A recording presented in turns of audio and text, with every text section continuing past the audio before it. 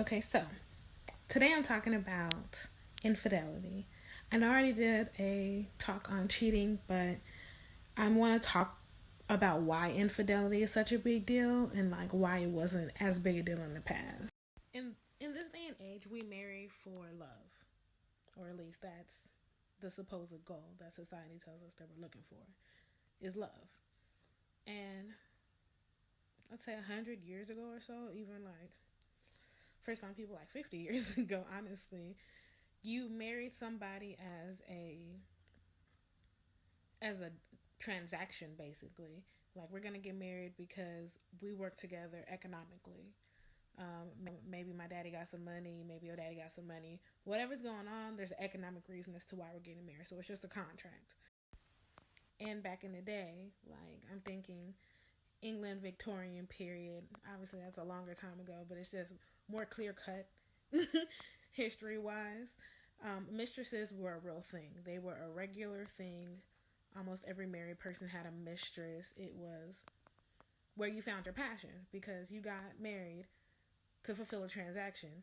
You found your mistress to fall in love and live a more fulfilled life.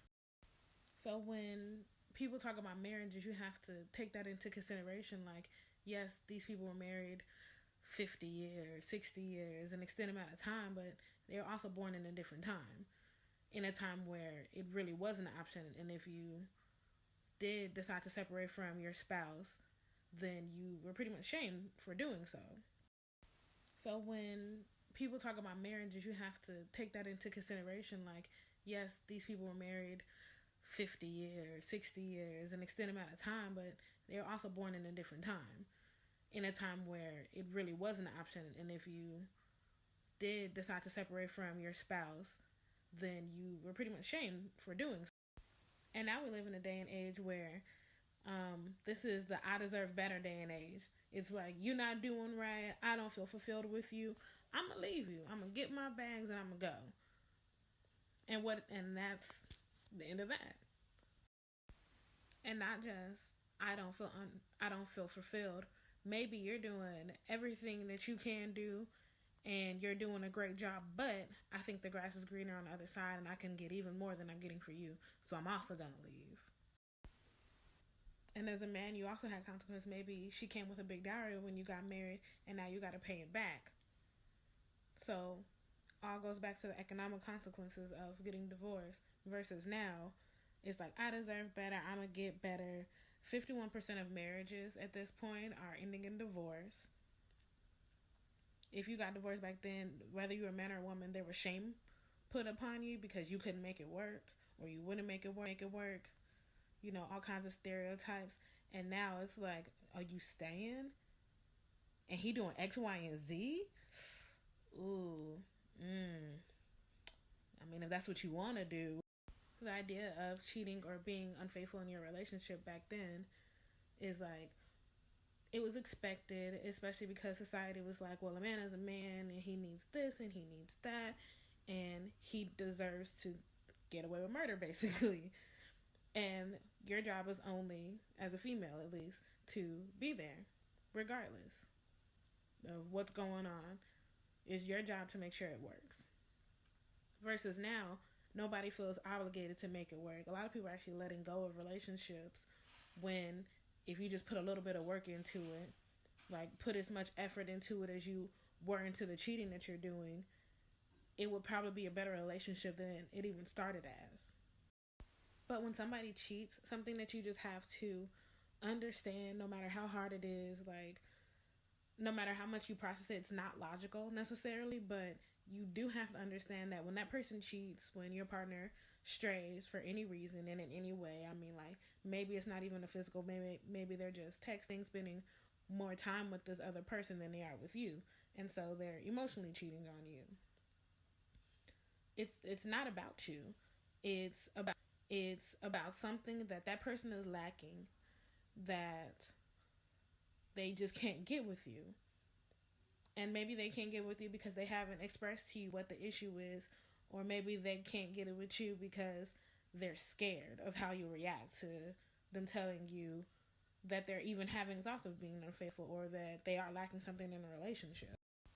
So now we do a lot of internalizing.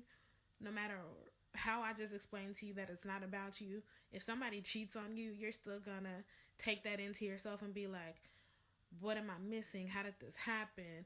I thought they were happy. Like, you're gonna ask yourself all kind of questions that won't get you to an answer, because the only way that you're gonna know is if your partner tells you what it is that they were looking for outside of you.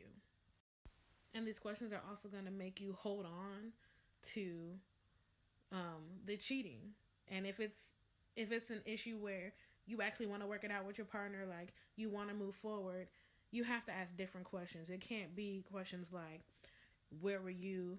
How were you doing this? How many times? Was it better than me? Those questions are only going to hurt you. It's going to be like death of a thousand slices, because no matter what they say, your feelings are going to be hurt. It needs to be more questions like, why did you feel this way? Why didn't you think you could come to me about the way that you were feeling? What is it that we can work on so that you can get that same excitement and passion and whatever else that you were getting from this person that you felt like you couldn't get from me? And again, this is only if you're trying to move forward and work in the relationship.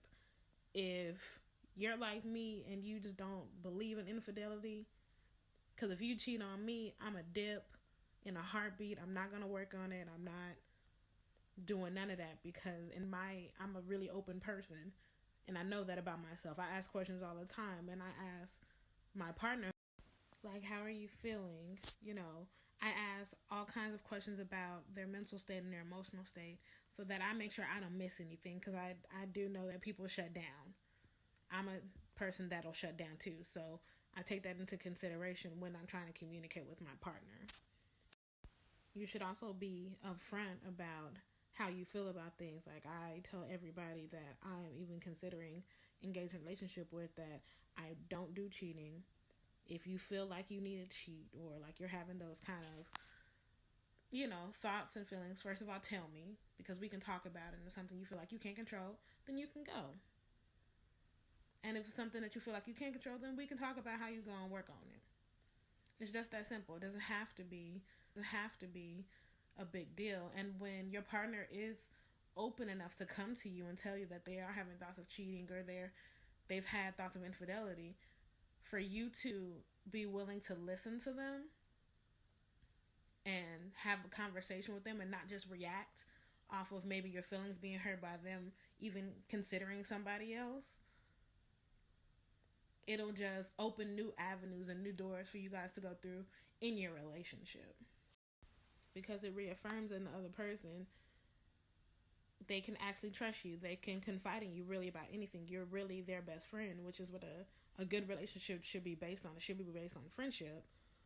And you're not going to go off your emotions. You're going to actually hear what they have to say, which is what everybody wants. They want to be heard.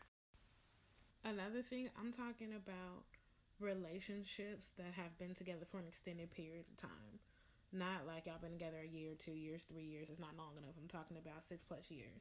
Y'all been together for an extended period of time. You've been through some things. Because anything under that 6 years, and honestly, like 10 years, I feel like you haven't put enough time for there to be any like waxing and waning of your emotional self, unless you've been through like maybe there's a recent death in the family, or something that can be traumatic. But if like y'all just going through life, going to work, chilling, and you're not open enough to tell your partner, hey, I'm having these thoughts, or I'm having issues, or there's something that I need to work on, can you help me? Then maybe that's just not a relationship you should be in. And I'm not saying that wanderlust is ever going to not be a thing forever and always. You will be curious about something else or somebody else.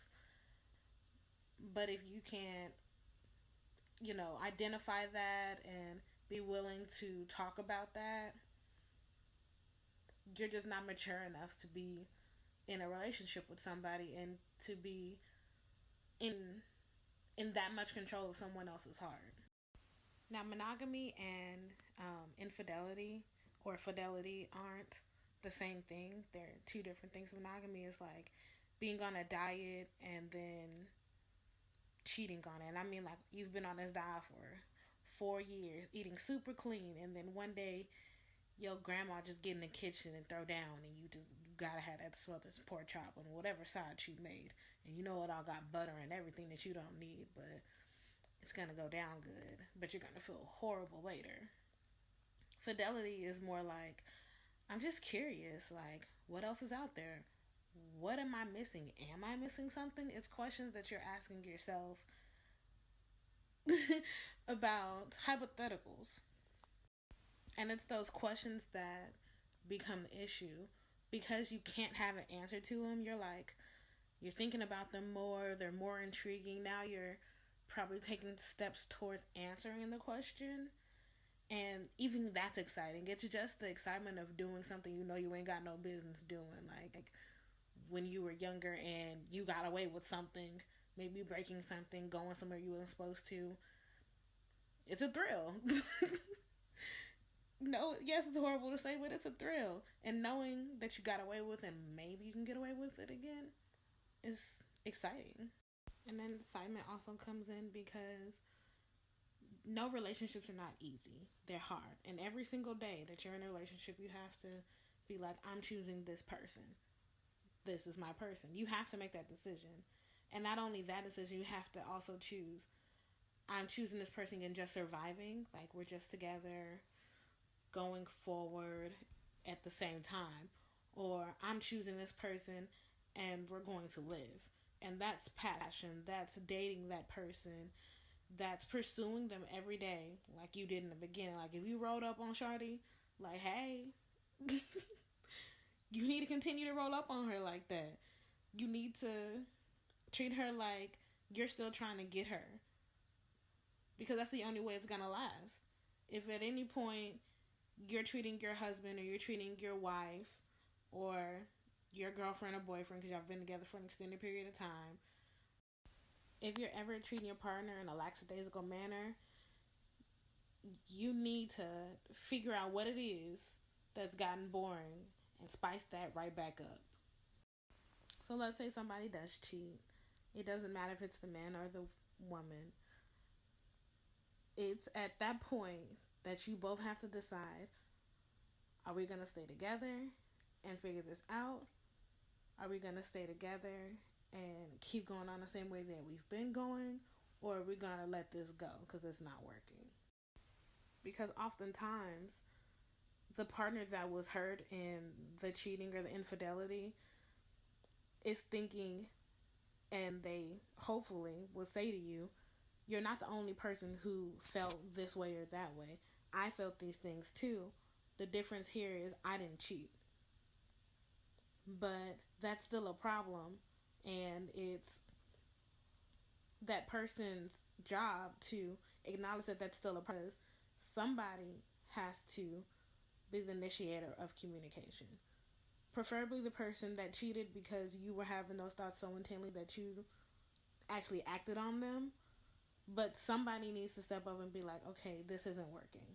Because you know when it's working and you know when you're just like going through the motions. When you're having that conversation, it is the cheater's responsibility not only to end the affair, but to also like show remorse and give an apology, not necessarily for the affair itself, but for how you making that decision affected your partner and their emotions and how it hurt them. The cheater also needs to be okay with bringing up the situation, bringing up the affair, because that's how you work back towards building boundaries and rebuilding trust in your relationship. Because now your partner knows, I'm not trying to hide it, I'm not trying to act like it didn't happen. I acknowledge that we were here at one point, but now this is how I'm choosing to handle the situation.